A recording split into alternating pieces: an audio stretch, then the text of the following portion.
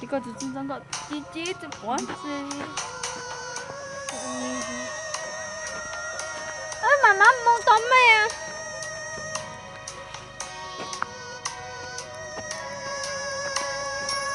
你真係。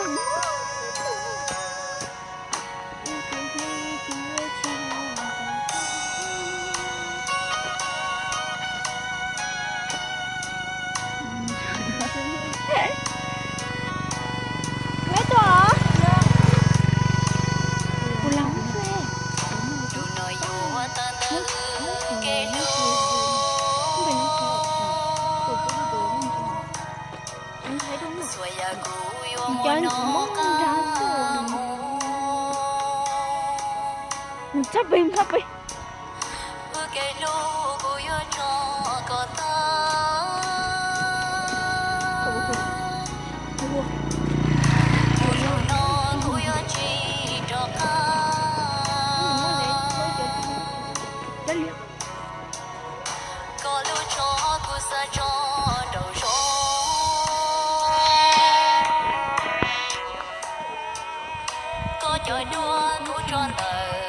Tôi cho một chiếc xe sau tổ hả?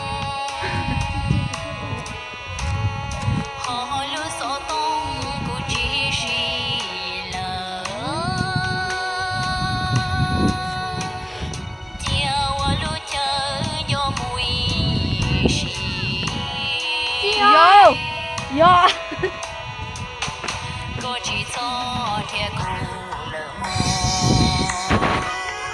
Chị à? Yo. Xin chào mọi người nha. Rồi, dẻo. Anh cũng dẻo à. Noa, chị ra. Nhé nhớ. Cái gì quay hàng không một thời nó. Quay cho chú ăn rồi. Mày đừng có chỉ con nó cho chị. Có mà nhỏ kia như sữa như rừng.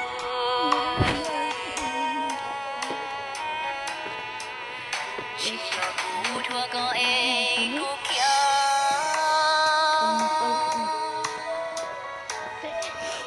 Cho yo hai kia mỗi chỉ tu sửa.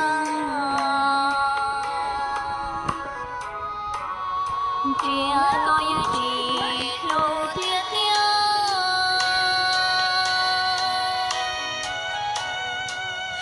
Nô nó cụ thiết li hoa ý xia.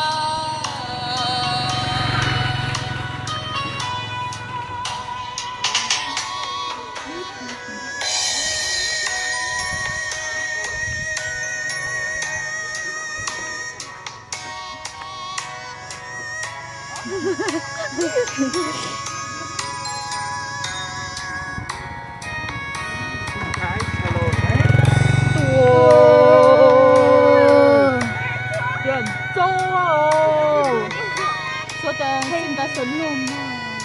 Hả?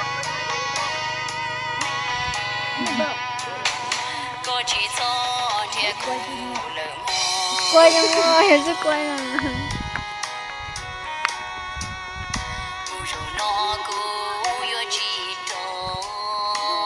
bây giờ gió chị ua. Lên nước tận gió non.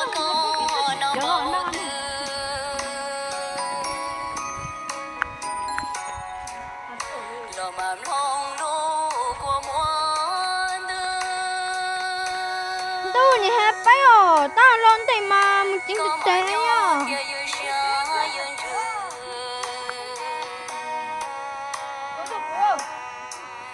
Chỉ cho